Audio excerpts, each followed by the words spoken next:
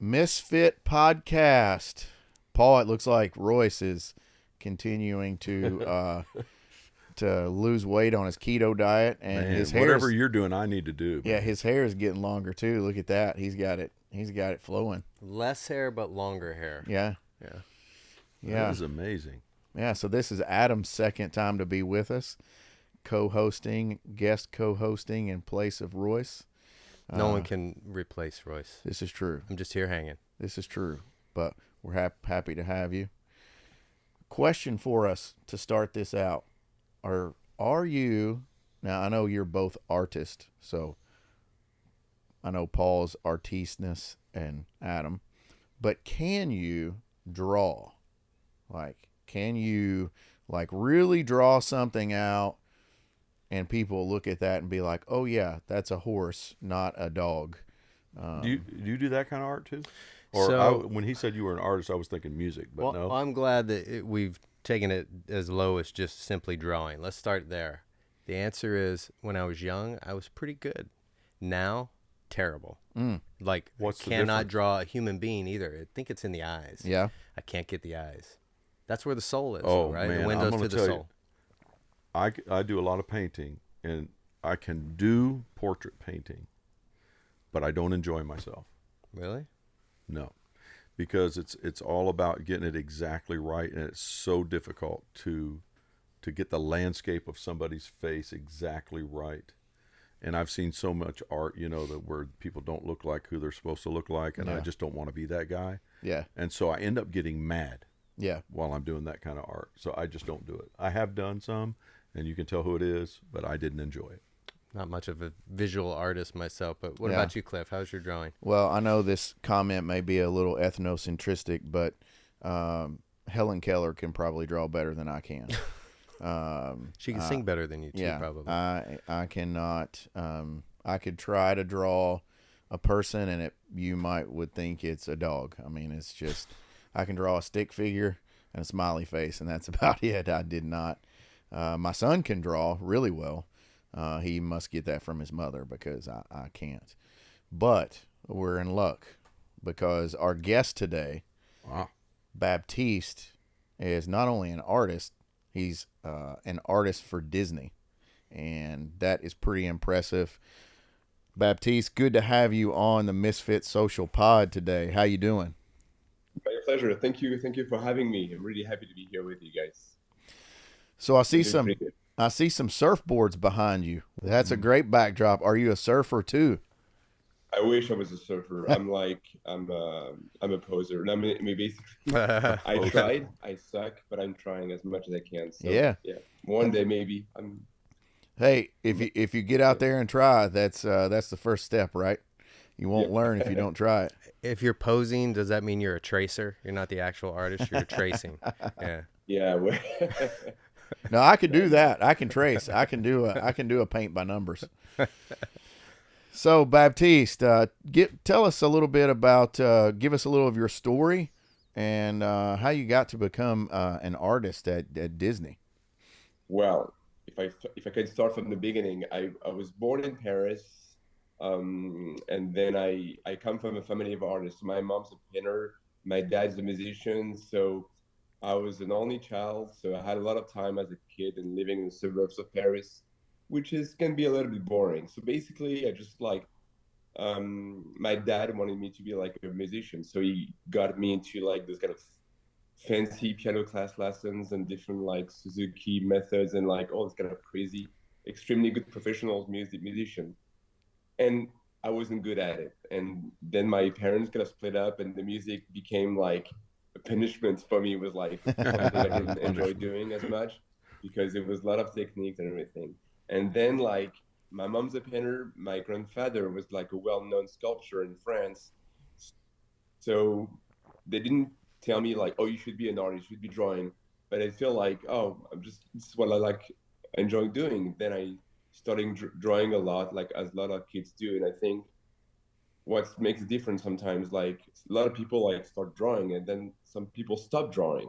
So I just continue and pursuing on drawings many years. And then I became like, I was I could make jokes with it with friends. So I was doing classes like everybody and like giving drawing to girls and to friends, make them laugh. Drawing teachers, kind of it was a good way for me to have fun at school. Basically, it's what I was spending basically 80% of my time drawing, not studying that much, to be honest with you. But then I moved. Then I went to for like a year. I was an exchange student in Seattle, Washington State, when I was like 16, 17. And like it was hard for me because I didn't really know how to speak English. So I drew even more than I was doing in France. And then like I was able to like win a contest, like kind of a state contest then, and then I was like, oh, this is kind of cool. So it's just I met a lot of people there. It was really cool. Came back to France, and then like wanting to be an artist became really obvious. So yeah, so I just continued drawings, but I mostly wanted to be like a comic book artist. And then I moved from Paris to Annecy, which is where there's the biggest animation festival. So like a block away from where I live, for 1 week a year, there was like tons of like people, like from all over the world, like doing animation. And honestly, I really didn't know what this world was like, and I just felt it was magical, like seeing people like coming together and like working together on crazy projects from Japan, the US, France, whatever. And I thought like, oh, maybe this is a good way of like doing things. So I went to like after I graduated from high school, I went to a 4-year degree in a school called Émile Cole, which is in Lyon, in the center of France. I studied fine art for like 4 years, illustration, comic books, paintings, classical art, whatever, animation. And then I went to Paris, wanted to be more into the animation thing. But the thing is, I loved animation, but I wasn't really good to animate characters. So, and I thought like to work in this animation industry, you had to be able to animate pretty much everything. But I just discovered later on there's so many jobs you can do in animation world.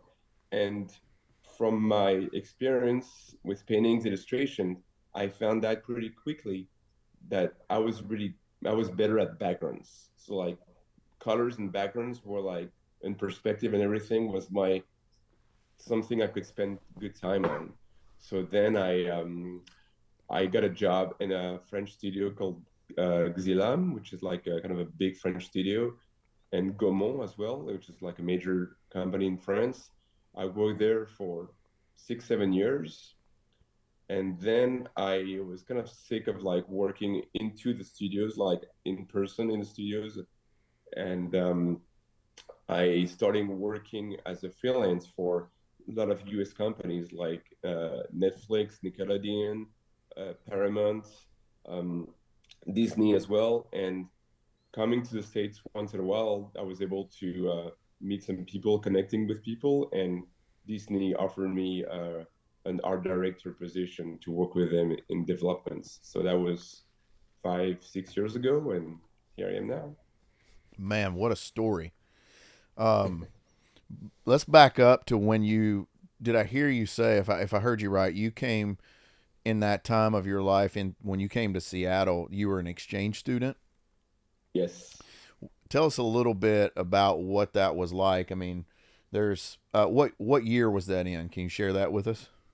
Yes, for sure, of course. It was I arrived in Seattle August 1995. 95 For 1 year. Grunge like music at its Yes, finest, dude. man. What a great time to be in what Seattle. a time to land in Seattle. I know. It was like music heaven. Even though I'm not a musician, I love music. Okay, so we So got to it was put great. we at least got to hit on this. Who was your favorite grunge Seattle band? Um, I would say Pearl Jam. Okay, my Yes, man. yes. My man. He's number one misfit right there. There it is. Yeah, best pod yet. So coming from Paris, I mean, you had probably no doubt read and heard things about Americans and the U.S. culture. what was your impression of it? Like, how did you like it? What did you not like? What was true about these crazy Oh, Americans?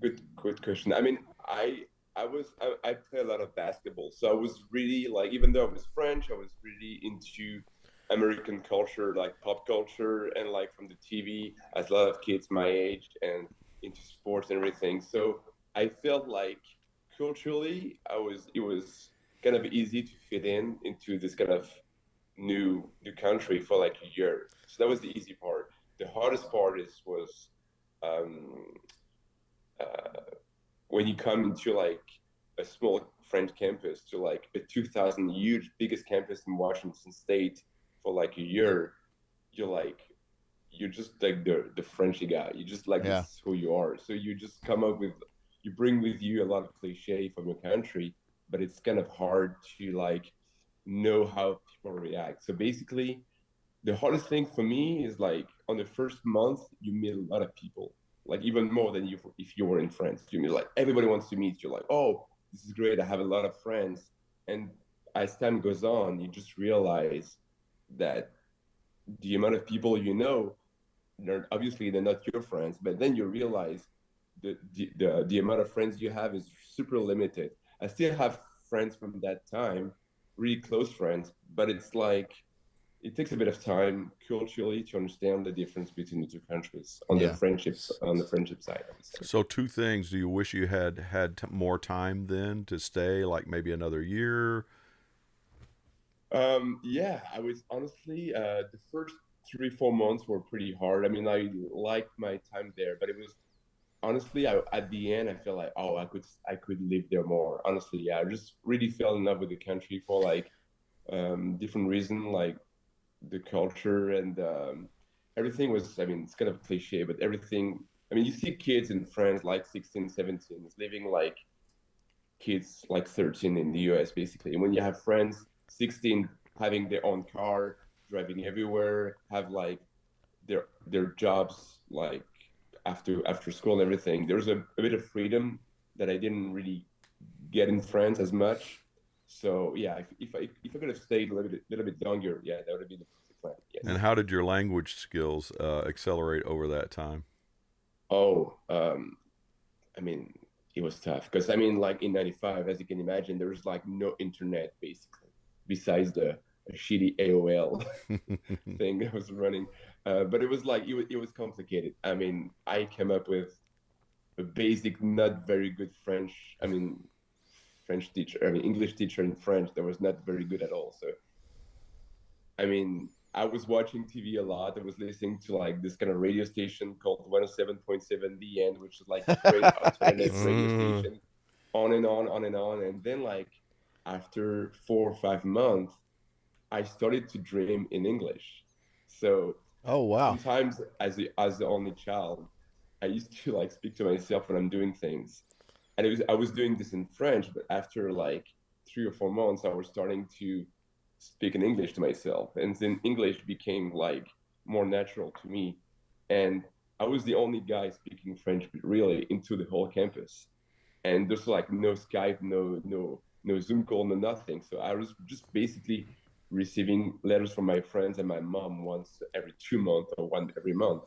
So I was really like the immersion was total. So So I I learned faster. I remember Baptiste and I met over 20 years ago through a mutual friend of Oh, ours. really?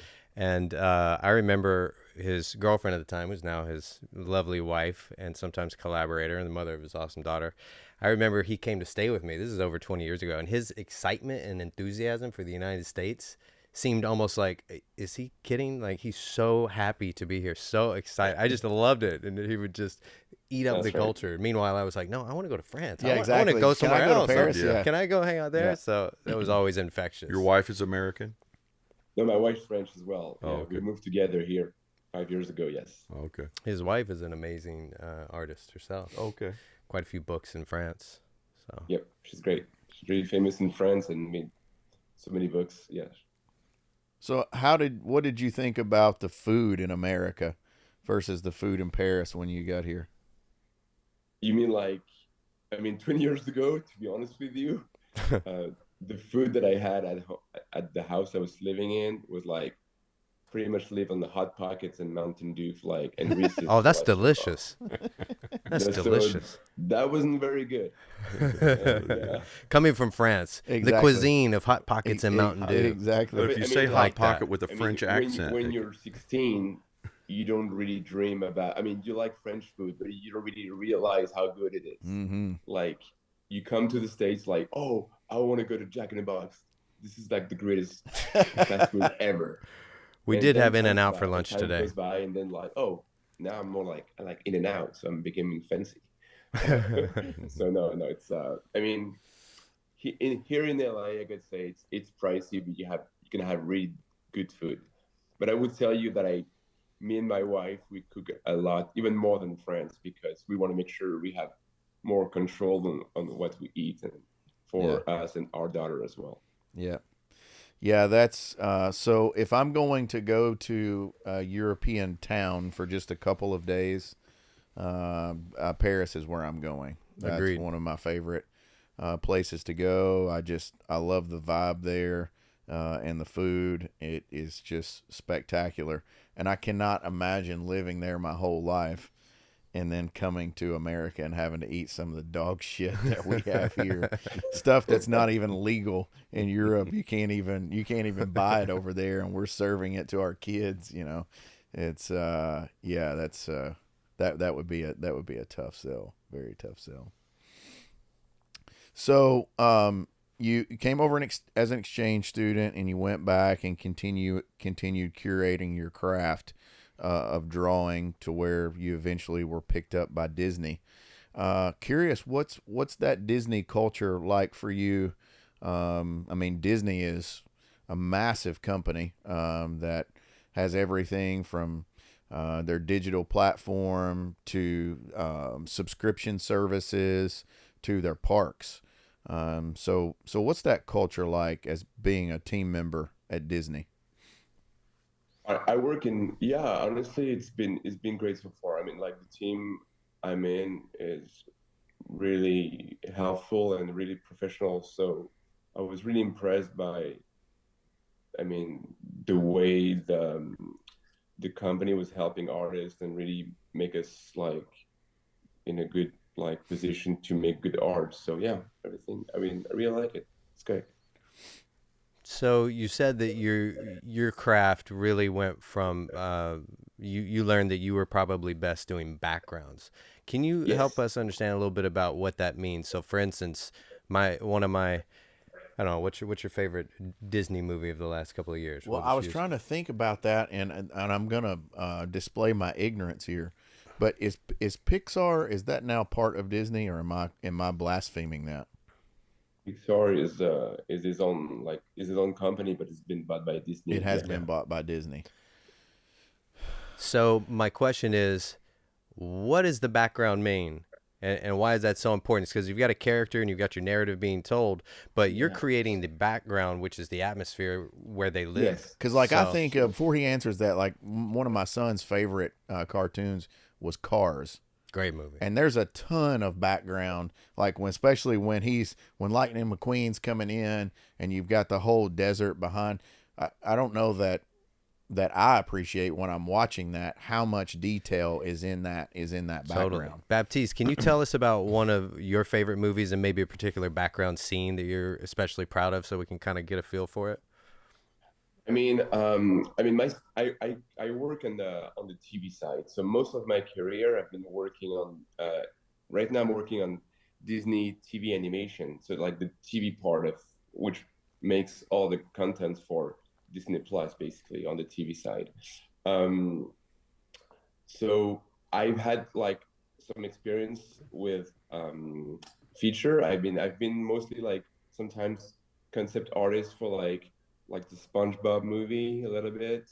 I've done like I was on feature on like Gaumont, like some Christmas movie with for called Santa Apprentice, which is like a feature for kids. But most of my career I've been kind of creating shows and basically yeah on the TV stuff.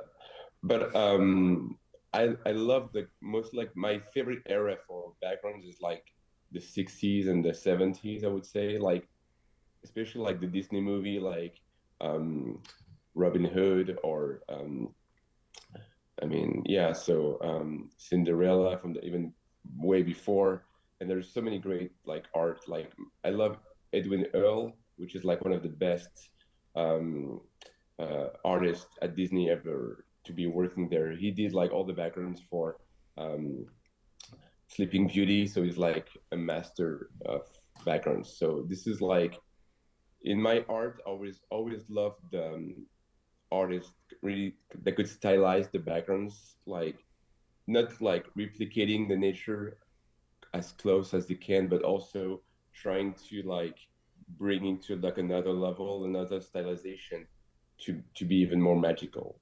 So yeah. Cliff was asking you about the culture, so it sounds very collaborative.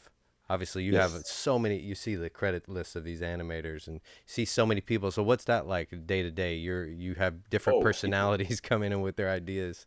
no, it's a good question. I mean, basically, animation is like what you see. It's maybe the top of the iceberg. So, like I mean, when you start like working on a TV show or even a feature, there's so many artists involved. So basically, most of my job now is to do like development art. So like when someone comes with an idea, with like a creator of one show, like a writer, we work with them for like 1 or 2 years, having hiring other artists and creating art ourselves. So basically, we do like small sketches to like concept art, color studies, everything.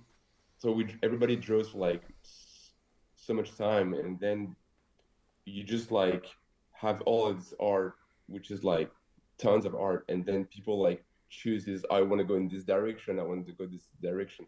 So this is when an art director is selected, and this art director will basically chooses which directions you want to go for. So for instance, if you want to have you have to make decisions. You have to say like, oh, I want to go very, very into this colors, this color palette. I want to go into these directions. What's the targets? Are we doing something for what's the audience for kids like 5 to 7 years old? Is the main target is close to like young teenagers? There's so many like possibilities to do, and also you rely on um, what's what's the references from ancient art that could be like the fuel to you to what you're doing on this show or feature. You, Baptiste, you mentioned that uh, one of your favorite eras was like the '60s. What is it about that time frame that really jumps out at you? Because in my mind, just on the surface level, I would think more of the modern era in terms of detail and different things. But from an artist perspective, what jumps out at you from the '60s that I makes you mean, like that? for me, I mean, I really love like the and TV animation even more than feature, because I Oh, feel like in the 50s and 60s they had like a really tight economy. Like the money wasn't crazy, but they had to be smart on what they were doing. Some artists were really good, and sometimes they had to find easy solutions to make something good and fast. So, for instance, if you watch the Flintstones, yep. um, the background artist, great artist, Ed Benedict, like he created all the backgrounds for the Flintstones. And basically back then, they had to make like so many backgrounds because they had no overseas studios that was helping them creating everything. So they had to basically have this huge table with all the backgrounds laid on paper on the big table. And sometimes they would use like a sponge with a certain shape, dip that sponge into like paint and like tap it here, boom, boom, boom, boom, boom, on 20 backgrounds, just to make something like unusual and creative. I always enjoyed in my art, and from that era, I think the economy and like being creative with less tools and less money. I think like less makes you more creative. Sometimes having too much colors, too much too much things. Computers, I mean, it's great, but you have to like limit yourself to like a certain amount of tools, in my opinion, to be creative. Because like getting rid of things is harder to like adding up more and more, I think. Yeah. So how quickly did they have to make those, like a Flintstones episode? How much, what kind of a time frame did they have to produce that? That, to be honest, I don't know, but I know. I mean, no, I would improvise if I was telling you. I really don't know that, but I know like they had to go really fast. I know this. It seems like the turnaround back then was Yeah, so quick and so fast, whereas nowadays, you've shared with me before that, let's say I'm a writer and I have an idea for a show or a film, and Disney or a different company acquires that and buys that. It might take 10 years for that to hit the Oh screen. Is that wow. accurate? A decade sometimes? absolutely. I've seen even like shows that have been running for 20 years. I mean, it's sometimes a writer comes with an ideas, and the ideas is great, but there's a producer on top of that that infuses something. And if sometimes one like executive might think like, you know what, I think I'm gonna keep this aside for like a couple years, and then it will come back 2 or 3 years after with like another producer, with another art director, with another direction. So yeah, honestly, I created a show with my wife for kids, which is called Paprika.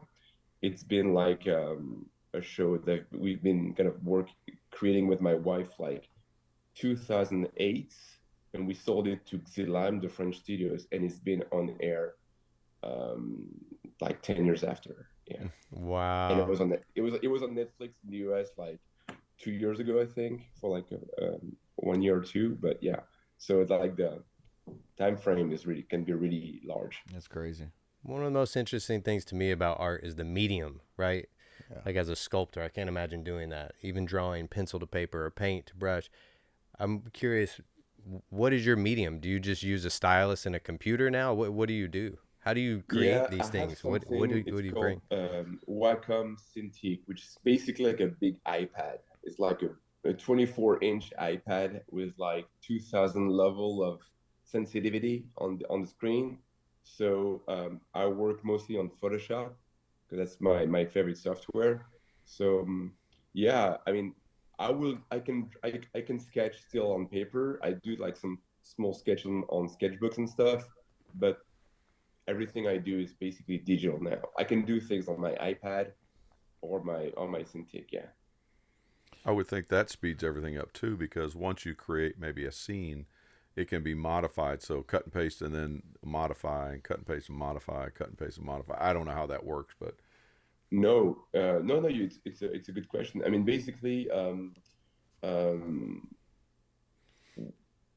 mean, there's the concept art, which is mostly what I'm doing right now. But if sometimes in my career I've been like head of background, and for instance, if you're working on like a 11 minutes show for TV for like Cartoon Network or whatever, basically that show we're talking like 200 for like 11 minutes. We're talking like 250 scenes roughly, and basically what does a European studio or American studio is basically you send like a pack, which is being sent to like another overseas studios. Sometimes in Korea, it could be Malaysia, it could be the Philippines, it could be yeah.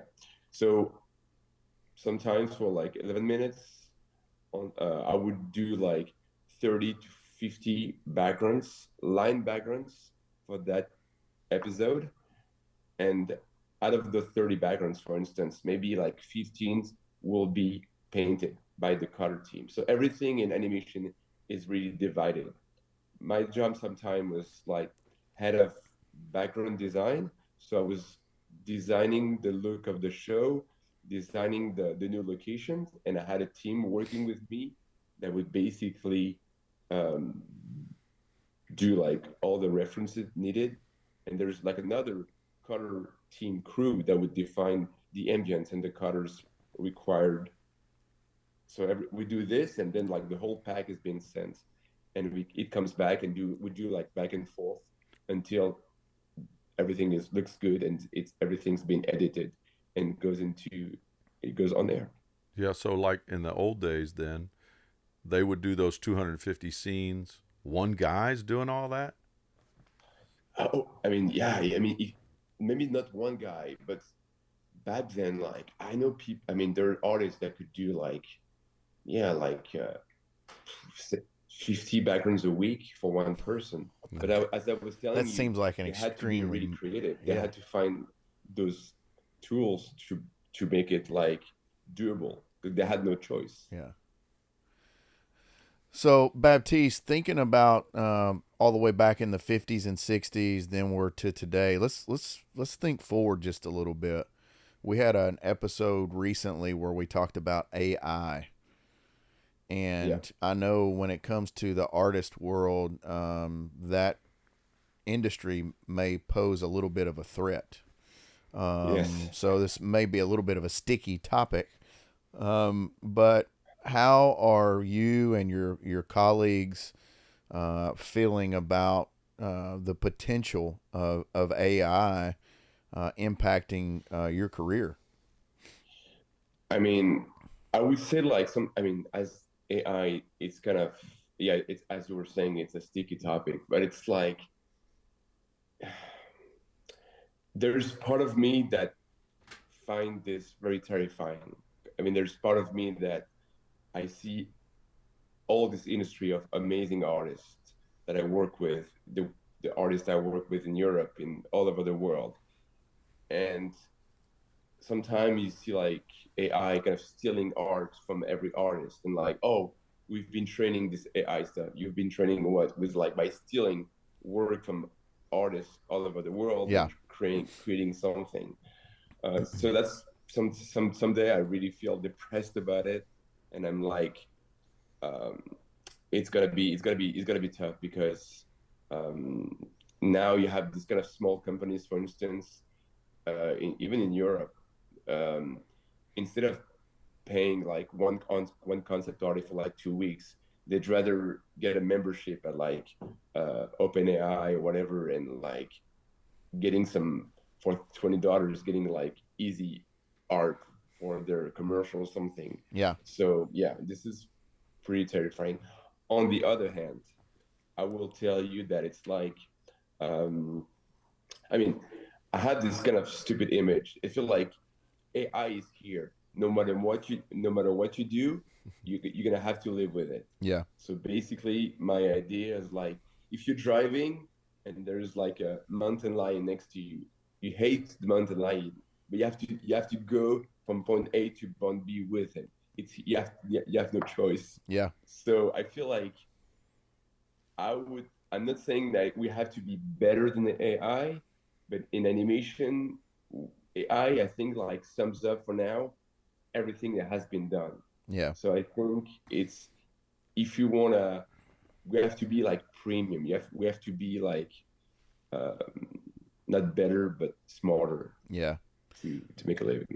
So one of the guys that I follow, I've mentioned this a couple times in other episodes. I listen to the All In podcast a lot, and Jason Calcanis, J-Cal, they call him. He's the moderator of that podcast, and he is a writer, and he's big on copyright, protecting the rights of whether you're a musician, songwriter, journalist, whatever.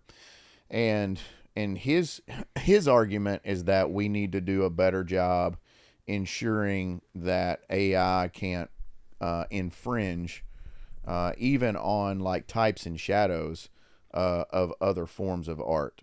So, I mean, the AI in of itself, if you take a deep learning AI, it has a certain level of intelligence, but it's still pulling from something. So I'm wondering if is that a conversation that's being had in the art industry that says, okay, if I'm drawing for Disney, yes, that's Disney's IP, but in general, does Baptiste have a brand? Does Baptiste have a copyright that says, hey, if there's something out there and AI is even shadowing it, like for example, you can't just steal certain guitar riffs that have been copyrighted and just put it right in a song. Like there are certain limitations to what you can do. So is that being discussed as a way to limit the threat there? I mean, right now the Animation Guild, and I'm part of this guild, Animation Guild in Los Angeles, which kind of has a lot of artists covered by them. There's a lot of this. I mean, right now there's some negotiation. There's lots of meetings, and there's like things happening about this AI copyright things.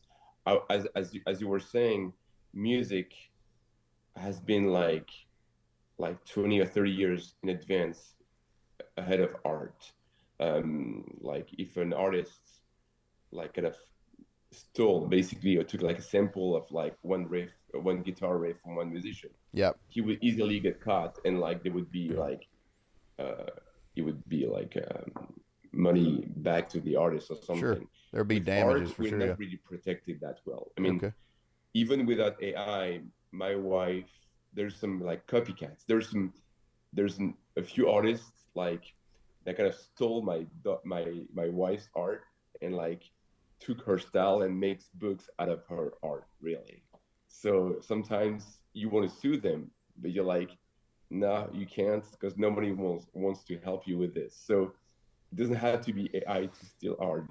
It can be anybody. Yeah, that's the downside. It's that way with intellectual property a lot in the arts. You know, Yeah. you can say, "Oh, I have this idea for a movie, or I have this idea for a TV show, or something like that," but that might just be in the zeitgeist at the time. Yeah. And there are numerous people that may or may not have that. And even if you have proof, seeming proof that something has been stolen or borrowed, a lot of times there was a new initiative. An attorney friend of mine was trying to explain it to me, an entertainment lawyer, where they won't take that on anymore, because now if the lawyer, your lawyer that's defending you, they will have to pay the damages. Yeah, I mean that's pretty typical. The loser always pays the bill, and you pay both bills. Back then, it used to be a little more artist friendly. Yeah, in Los Angeles and those areas, but nowadays not so much. What was that Flow Rider thing where he got some kind of award? Somebody, it was like $80 million or something. Flow Rider. Yeah, I don't follow Flow. I don't know. I have to look that up. I have a friend that was involved with him in investing anyway, but I know that he got a bunch of money from some infringement, but I don't know. Well, I think somewhere along the lines, Baptiste, I hope.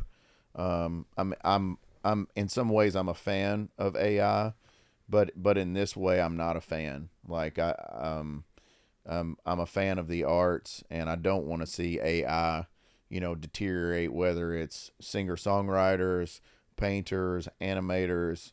There needs to be a way that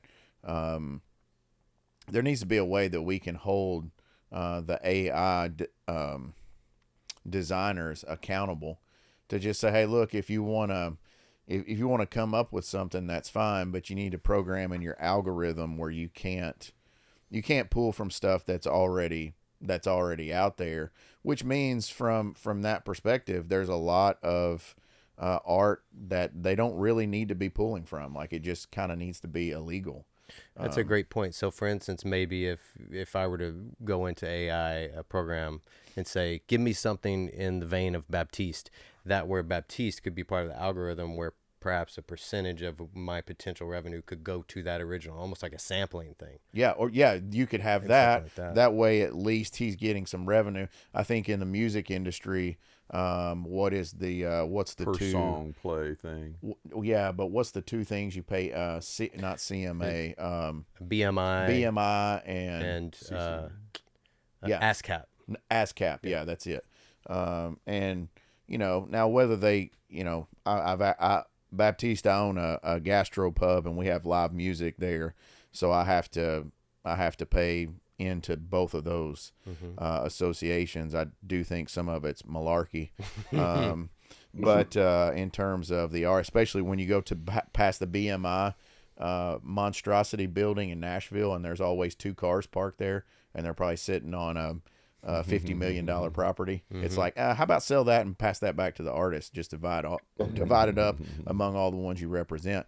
But to that point, could there be an association like that said, okay, if you pull from that AI, you can pull from that, but if it has this name on it, you're going to throw, some coin that direction. Yeah. It seems like that's not, it might not be the easiest thing, but I mean, when we're talking about AI in general, it's fairly complex. It should be able to be done. I wonder if that's something Disney is talking about, or if that's something that you guys are openly discussing and trying to figure out. I mean, we talked this not only at Disney, but into like this kind of animation designer like discussions that we have like through the social medias and stuff. But yeah, no, it's kind of new, so everybody is kind of trying to make like new laws and new like regulation about it. But I know like, I mean, what I can tell you that we don't use AI for now. I don't. I honestly, I don't want to, and I know they don't as well. So. Maybe there's somehow, like you said, it's the mountain lion riding in the car with you. How can we use these things to augment what we're doing as opposed to taking it away? Yeah, that'll be interesting to see where it goes in the future. So I'm asking my AI generator right now to give me a picture of Trump as Darth Vader. I'm going to see what it says.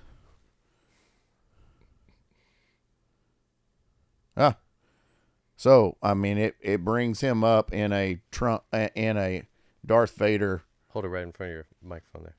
Hold it in front of the microphone. Yeah, right there. Yeah. Oh yeah. Wow. It gives him in. So I mean I would assume that the Darth Vader image is copyright, no? Or right. Yes, you're right. It's just like Batman and those things. There's a copyright on that. The guy that created that Darth Vader should get money from it. And if I that could have just taken the amount of power a refrigerator takes for 30 minutes just to generate that. Yeah, and I've got 2 of them. So that's an hour's worth. An hour worth of power on the grid right there. For that's a whole. You'll have to watch another episode where we talk about electricity, Baptiste.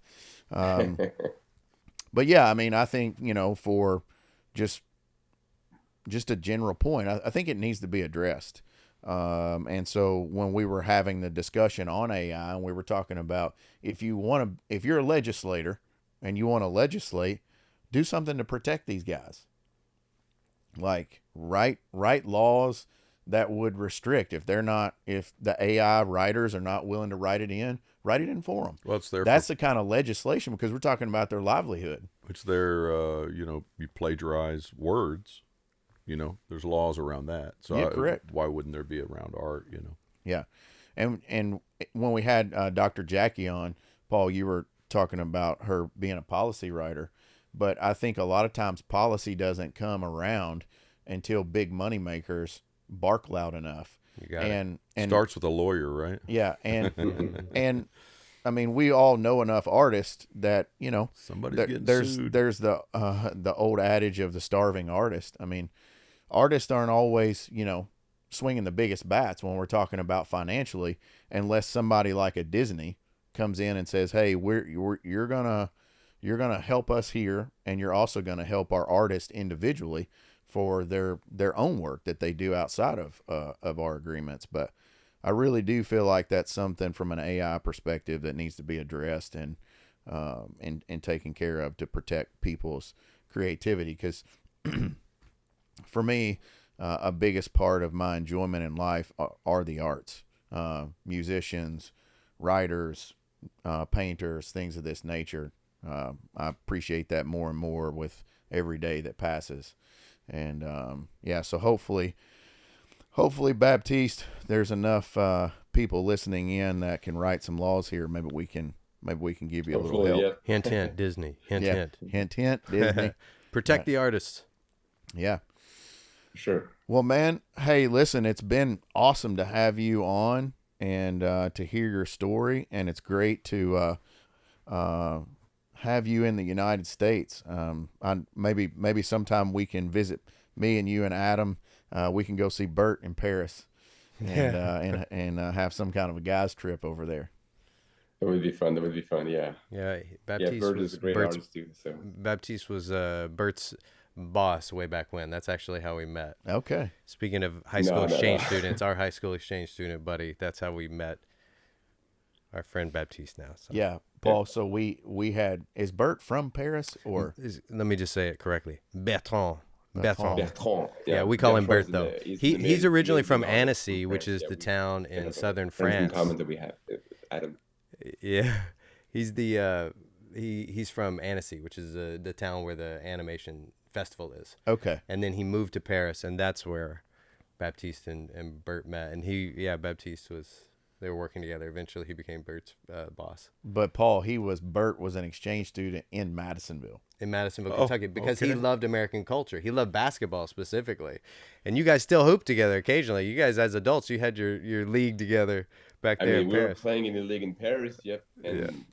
And he was much better than I was, I can tell you this. But it's been we've been playing basketball together for like 10 years in a great team called Asval in Paris. But we had a lot of fun. And we still play once in a while when we can. It's a little cruel to send an exchange student to Kentucky. Oh, no, it's really No, great. I'm serious He wanted because to. He loved Kentucky basketball. He asked for it. the funniest thing that I ever heard was a Ukrainian that had immigrated to Kentucky, and he mixed a Ukrainian accent with a Kentucky accent, and I felt so bad for the guy. I'm like, oh my goodness, he's got it all wrong. It's just not going to go well. No, he probably loved it. I don't know. All right, Baptiste, All right, we thank you very much, guys. Thank wish you for the having best, me. and Pleasure. stay safe, and very nice to meet you, and have a great rest of your day. Thank you, guys. Have a good one too. Thank you. All guys. right. See you, man. Thank you. That's another episode of Misfit Social Podcast. Thanks for listening. Let's go.